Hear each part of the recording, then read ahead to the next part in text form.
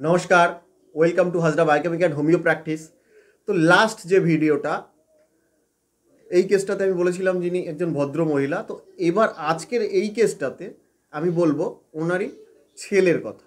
তো ওনার ছেলের মেন সমস্যা হচ্ছে perspiration on palm and sole since 3 to 4 years. 3-4 বছর ধরে বিগত এই বাচ্চার বয়স 17 বছর, বাচ্চা ঠিক নয়, যথেষ্ট বড়। তো এই 17 বছরের ছেলেটির হাতে পায়ের তলায় অত্যাধিক পরিমাণে ঘাম হয়। অত্যাধিক মানে কি, খুবই অত্যাধিক। এবং মোডালিটিসের মধ্যে আমি পাই এটা বিশেষত দুপুরবেলার দিকে অত্যাধিক বাড়ে। এছাড়া ফেসিয়াল এরিয়াতে কিছু র্যাশ আছে, অ্যাকনি পিম্পলস আছে, এবং এগুলোতে বেশ চুলকায়ও। এর পাশাপাশি আমি যখন কেস টেকিং করি, তো এই দুটোই মেন সমস্যা, হাতের তলা পায়ের তলা ঘামা, এবং মুখে ফেসিয়াল রিজনে কিছু অ্যাকনি পিম্পল র্যাশেস আছে যেগুলো ইচিং হয়, বিশেষ করে একটু ঘাম ঠাম হলে ইচিংটা হয়। তো এর পাশাপাশি আমি মেন্টাল এবং ফিজিক্যাল জেনারেল নিই, জল পিপাসা কম, ইত্যাদি ইত্যাদি। কিন্তু আমি সববার উপরে জোর দিই বাচ্চাটার ব্যবহার, ছেলেটির ব্যবহার। আবার বাচ্চা বলে ফেললাম, 17 বছরের ছেলে। তো বাচ্চাটির বা এই ছেলেটির, বারে বারে বাচ্চা বলে ফেলছি, ছেলেটির কেসটাতে আমি প্রমিনেন্ট মেন্টাল সিমটম নিই মাদার ফিক্সেশন। তো দেখুন, 17 বছরের বাচ্চা ছেলে, তাকে আমি জিজ্ঞাসা করছি যে তোমার সমস্যা কি। সে বাবা মায়ের দিকে তাকাচ্ছে, তার বাবা উত্তর দিচ্ছে, সে বলছে হ্যাঁ হ্যাঁ এটাই হয়। তো মাদার ফিক্সেশন, মা বা বাবা যেটা বলছেন সেটাতেই হ্যাঁ বলার একটা প্রবণতা। এর বাদ বাকি আমি যখন ওর কাছে কোনো প্রশ্ন করছি, ওর মনে হচ্ছে যেন গলায় কথাটা আটকে যাচ্ছে।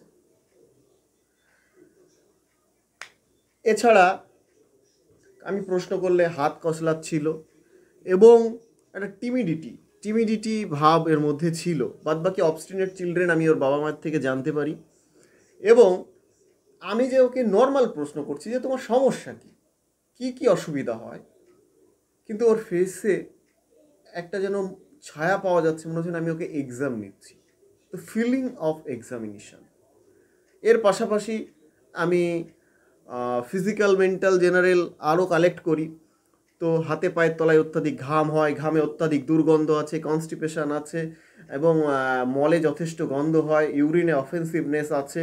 এর পাশাপাশি মিষ্টি পছন্দ, মাংস পছন্দ, ফ্যাটি ফিশ, তেল জাতীয় তৈলাক্ত মাছ পছন্দ, আর দুধ কিছু অংশে পছন্দ, তেমনটা নয়। এছাড়া ডিম একেবারেই পছন্দ নয়।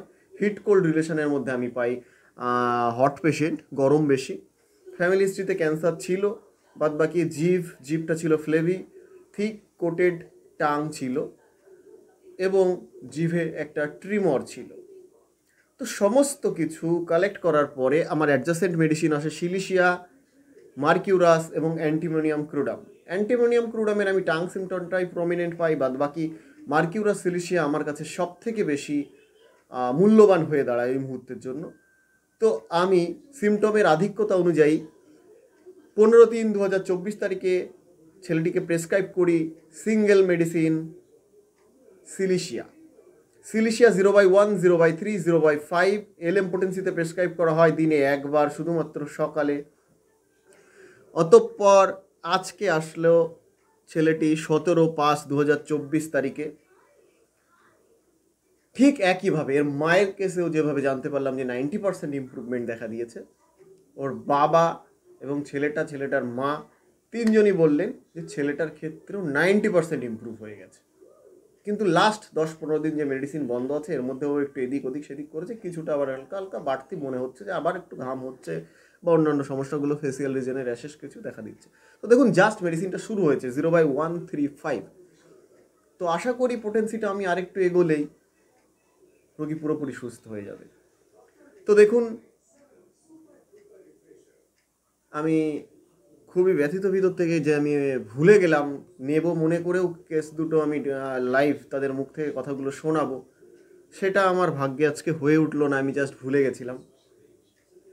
তো অতঃপর আজ আমি মেডিসিন প্রেসক্রাইব করি ইমপ্রুভমেন্ট হওয়ার জন্য নেক্সট পোটেন্সি, এলএম পোটেন্সিতে এই সিলিশিয়া 0/7, 9, 11, 13। যেহেতু একটু সাব অ্যাকুইট কেস, ক্রনিক কেসই, কিন্তু কখনো কখনো অ্যাকুইট এক্সারভেশনও হচ্ছে, তো এর জন্য আমি গ্যাপ আউট করে মেডিসিনটা দেওয়ার চেষ্টা করেছি। একজন এক একভাবে প্রেসক্রাইব করে, আমি দেখেছি এইসব কেসে এইভাবে একটু গ্যাপ আউট করে প্রেসক্রাইব করলে পেশেন্টও ধৈর্য রাখে, মেডিসিনটা দ্রুত আমরা পাওয়ারটাকেও বর্ধিত করে নিয়ে যেতে পারি। তো এই ছিল কেস। দেখুন, হোমিওপ্যাথি মানে আমি বারবার বলে আসছি, সিঙ্গেল মেডিসিনই পারে একমাত্র আরোগ্যতা এনে দিতে। হোমিওপ্যাথিতে মাল্টিপল বা একাধিক মেডিসিন, একের অধিক মেডিসিন একসাথে ইনটেক করলে ফল পাওয়া যায় কিনা জানি না, যদি পাওয়া যায় মনে রাখবেন ওর মধ্যে একটা মেডিসিন আপনার জন্য ফলপ্রদ হলো, বাদ বাকি 3টে সিমটম আস্তে আস্তে ফুটে উঠবে যেটা আপনার জন্য খুবই হানিকারক, যেটাকে আমরা বাজারে বলে থাকি, মানে বাজারে বলতে আমাদের কথিত আছে সাইড এফেক্ট হোমিওপ্যাথির আছে, সাইড এফেক্ট হোমিওপ্যাথির নেই, এটা ভুল ধারণা। তো যেটা প্রচলন আছে সেটা কিন্তু হোমিওপ্যাথিতেও হয়, এই কথাটার প্রচলন। কারণ হোমিওপ্যাথিতে বেশিরভাগ মানুষই দেখি 4-5টা করে মেডিসিন একসাথে খাচ্ছেন, যার সুদূর প্রসারী ফল খুবই খারাপ। তো হোমিওপ্যাথি মানে সবসময় মনে রাখবেন একটি মাত্র মেডিসিন, সিমিলিমাম মেডিসিন। যদি কখনো কেউ আপনাকে একের অধিক মেডিসিন দেয়, তার হাতটা ধরুন বা তাকে বলুন যে হোমিওপ্যাথি মানে তো একটি মেডিসিন, সিমিলিবাস কিওরেন্টার, সিমটম মিলিয়ে সিমিলিমাম একটি মেডিসিন দিতে হবে, আপনি কেন একাধিক মেডিসিন দিচ্ছেন? এটা তো আমার ক্ষতি। আপনাদের কোথায় লেখা আছে? হ্যানিম্যান সাহেব অর্গানন নিয়ে এত কিছু করছে, হোমিওপ্যাথিরা অর্গানন করে পাগল। অর্গাননে কোথায় লেখা আছে যে একাধিক মেডিসিন দেওয়া যায়? প্রত্যেকটা জায়গাতে লেখা আছে যে সিমিলিমাম একটি মেডিসিন, এবং সিমিলিমাম মিনিমাম পোটেন্সিতে দিতে হবে। তাও ন্যূনতম পোটেন্সি দিয়ে শুরু করতে হবে, হঠাৎ করে হায়ার পোটেন্সি দিয়ে দেওয়া যাবে না, রোগীর অ্যাগ্রাভেশন হতে পারে, তখন তাকে কি বলবো, ওই অবস্থায় ট্যাকেল করা খুব চাপের বিষয় হবে।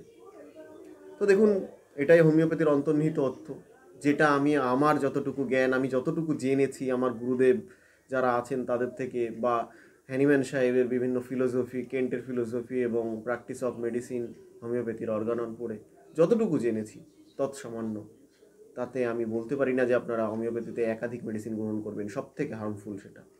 তো সকলে ভালো থাকবেন। Long life Hahnemann, long life homeopathy. ধন্যবাদ।